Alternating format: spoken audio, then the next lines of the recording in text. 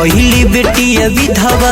केतना माँ बिन बेटा के भइली बहुते लाड प्यार से पोसी बेटा के बॉर्डर पर भेजैली हो कितना भइली बेटिया विधवा केतना माँ बिन बेटा के भइली बहुते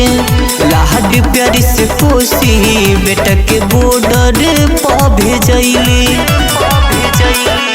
तनी अखिया नम होखे तो हलाल खातिर हो तनी अखिया नम होखे तो हलाल खातिर हो एक बार तू सिर झुकावो ओ जवान खाती हो एक बार तू ठोको सलामी हिंदुस्तान खाती हो।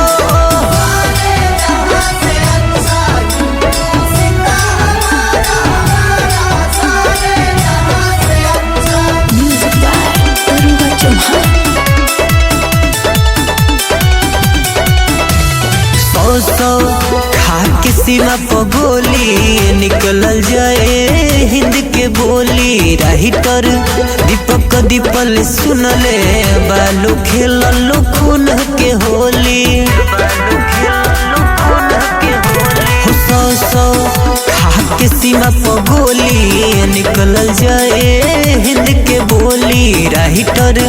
दीपक दीपल सुनले बालू खेललो खून के होली ठाकुर बबलू बोले